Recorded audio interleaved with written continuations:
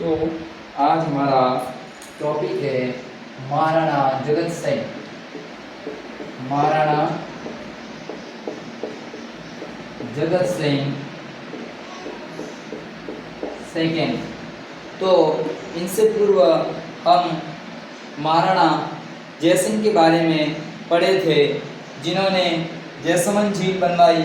वहाँ जयसमंद झील के पास नर्मदेश्वर महादेव का मंदिर अपनी रानी रूठी रानी के नाम से रूठी रानी महल बनाया, जो कि बेहद खूबसूरत झील जयसमंद झील, जिसमें 7 टापू है, जिसमें 3 टापू निर्जन है, यानी कोई वहाँ रहता नहीं है, और 4 टापू हैं, वहाँ भील, मीना और अन्य आदिवासी लोग वहाँ पर रहते हैं।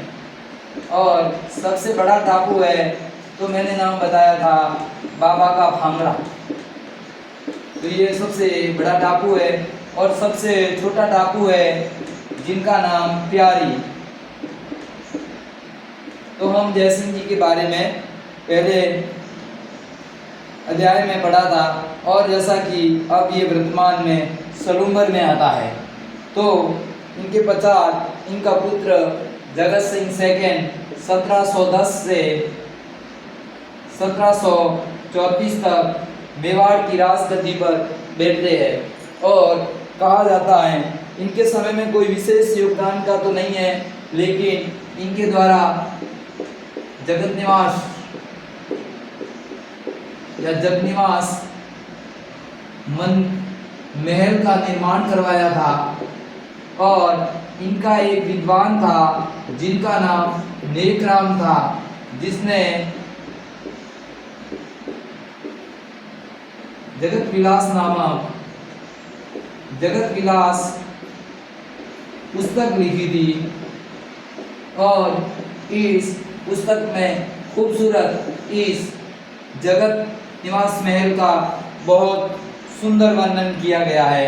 तो जैसा कि विदित है कि राजस्थान में मराठों का आगमन शुरू हो चुका था, जैसा कि हमने पढ़ा कि संग्राम सिंह के समय मराठों ने सर्वप्रथम मेवाड़ से और सौत वसूलना स्टार्ट किया था रक्षा के बदले, और राजस्थान के अन्य जो रियासत थी उस समय की, उनमें सौत वसूलना स्टार्ट कर दिया था। तो राजस्थान के सभी क्षेत्र के रियासतों के राजा दुखी थे। तो उनमें से हम जगत सिंह सेकेंड से पूर्व इनके पिता जयसिंह के बाद में संग्राम सिंह जी हमने पढ़ा था। तो संग्राम सिंह जी के बारे में कहा जाता है कि संग्राम सिंह और एक जयपुर के राजा सवाई जयसिंह, जैसा कि नाम से विदित है, सवाई जयसिंह, ये दोनों मिलकर एक प्लान मराठों के विरुद्ध लड़ने का एक प्लान बनाते हैं। और योजना के अनुसार राजस्थान की समस्त रियासतों के राजाओं को एक जगह एकत्रित कर सभी मिलकर मराठों को भगाने के लिए एक युद्ध की योजना, ताकि मराठों के जो ये अत्याचार अन्याय से हम बच सके। तो कहा जाता है कि जो कि जिस सम्मेलन का नाम हुरडा सम्मेलन है, तो ये हमारे संग्राम सिंह जी सेकेंड और सवाई जयसिंह जी के दिमाग की उपज है। और इन्होंने बहुत शानदार कह सकते हो कि महाराणा सांगा के बाद यदि राजपूतों में एकता स्थापित करने का काम, एकता स्थापित और एक सूत्र के नीचे लाने का काम संग्राम सिंह सेकेंड और सवाई जयसिंह ने करने का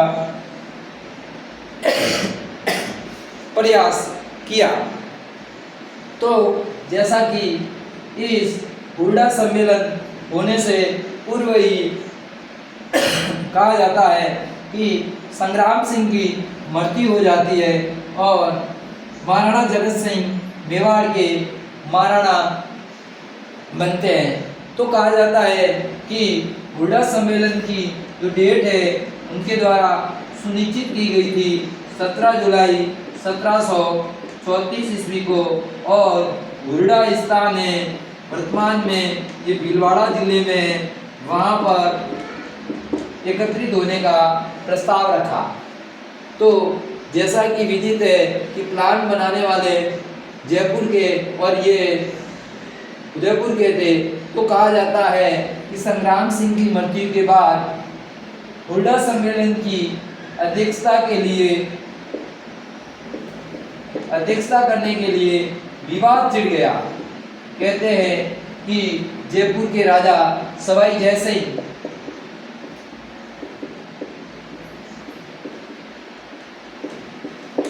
और एक जोधपुर के राजा अभय सिंह, इनके मध्य विवाद हो गया और अंत में फाइनल डिसीजन निर्णय आया कि अध्यक्षता मेवाड़ के जगत सिंह सेकंड के द्वारा की जाएगी। तो जैसा कि हुड्डा सम्मेलन की अध्यक्षता जगत सिंह सेकंड करते हैं। तो जैसा कि विदित है कि जयपुर से सवाई जयसिंह थे, अपने जोधपुर से अभय सिंह थे और मेवाड़ से जगत सिंह सेकंड थे, और बीकानेर जो क्षेत्र है वहाँ से जोरावर सिंह जी, और नागौर से भक्त सिंह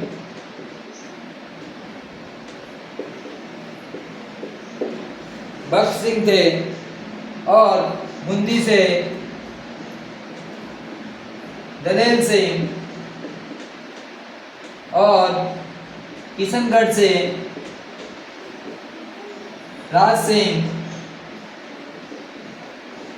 और कोटा के शासक भी उसमें उपस्थित थे। तो इस प्रकार हुड्डा सम्मेलन में इन राजाओं ने इस सम्मेलन में भाग लिया, और कहा जाता है कि इस सम्मेलन के तहत उन्होंने एक विचार किया और निर्णय लिया। सबसे बड़ा इन्होंने निर्णय लिया कि वर्षा ऋतु, जो कि वर्तमान उस समय वर्षा ऋतु थी, तो वर्षा ऋतु समाप्त होने के पश्चात हम मराठों के विरुद्ध उदयपुर के समीप रामपुरा जगह है, वहाँ से मराठों के विरुद्ध सभी राजा मिलकर युद्ध करेंगे और इनको राजस्थान के क्षेत्र से बाहर निकालेंगे। लेकिन कहा जाता है कि जैसा कि अध्यक्षता में भी विवाद हुआ, तो कहा जाता है कि समस्त राजाओं में आपसी मतभेद होने के कारण रामपुरा में सभी एकत्रित नहीं हो सके और परिणाम स्वरूप ये मराठे भारत में शोध और लूट डकैती की तरह आगे बढ़ने लगे। तो एक बार महाराणा सांगा के बाद हुड्डा सम्मेलन में एकता दिखाने के लिए इन्होंने ये जरूर प्रयास किया था।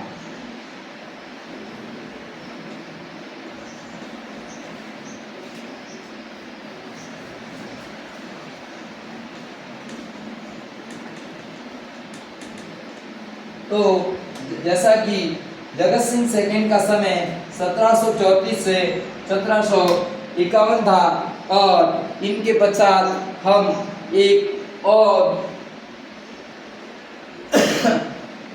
मेवाड़ के शासक जिनके बारे में पढ़ेंगे, महाराणा भीम सिंह। जैसा कि विदित है कि भीम सिंह का समय 1778 से 1824 ईस्वी तक था और कहा जाता है कि महाराणा भीम सिंह के समय मारवाड़ के राजा थे वो भीम सिंह राठौड़ थे। भीम सिंह राठौड़ थे और कहा जाता है कि भीम सिंह राठौड़ जो कि महाराणा भीम सिंह की एक पुत्री थी जिनका नाम कृष्णा कुमारी था। तो कहा जाता है कि भीम सिंह राठौड़ के साथ इनका रिश्ता तय होता है और इस रिश्ते के तहत अपने कुछ समय पश्चात कहा जाता है कि भीम सिंह की मृत्यु हो जाती है। और उस समय जयपुर के राजा थे जगत सिंह सेकंड,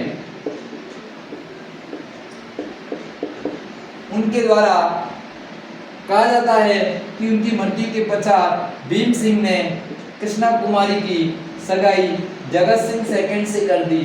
तो भीम सिंह का पुत्र मान सिंह ऑब्जेक्शन किया, विवाद किया कि इनकी सगाई भीम सिंह राठौड़ हमारे पिता से की थी, तो जो विवाह का प्रस्ताव मारवाड़ को दिया था तो इनकी शादी मारवाड़ में ही की जाए।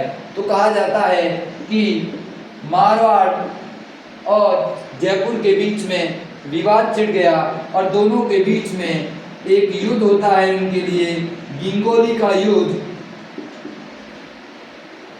जो कि नागौर में एक जगह है परबतसर के पास मारवाड़ के मान सिंह एवं जयपुर के जगत सिंह सेकंड के मध्य युद्ध होता है और युद्ध में जगत सिंह की जीत हो जाती है। और कहा जाता है कि मान सिंह द्वारा कहा जाता है कि मराठों का और अमीर का पिंडारी का साथ लिया जाता है। ऐसा कहा जाता है कि इस युद्ध में अमीर का, पिंडारी और मराठों का साथ लिया जाता है। और कहा जाता है कि मेवाड़ का एक सामंत जिनका नाम अजीत सिंह चुंडावत था, और कहा जाता है कि मेवाड़ पर दबाव डाल दिया जाता है। और इस दबाव या प्रेशर में कह सकते हो कि महारानी कृष्ण कुमारी को कहते हैं कि विष दे दिया जाता है और विष के कारण इसकी मृत्यु हो जाती है। तो हम देख सकते हैं कि जो इनसे पहले के जो मेवाड़ के राजा और ये मारवाड़ का अपन आगे बढ़ेंगे, और जो कि जयपुर का, तो राजाओं द्वारा एक राजकुमारी के लिए इतना विवाद हुआ और इन राजाओं की हर धर्मिता के कारण एक राजकुमारी को विष देकर उसकी लीला को समाप्त कर दी। यह मेवाड़ के इतिहास में एक दुर्भाग्यपूर्ण कह सकते हो, जो कि एक इस तरह की घटना एक मेवाड़ का जो महान स्वाभिमान गौरवशाली इतिहास रहा है उसमें इस प्रकार की घटना होना तो दुर्भाग्य है ही।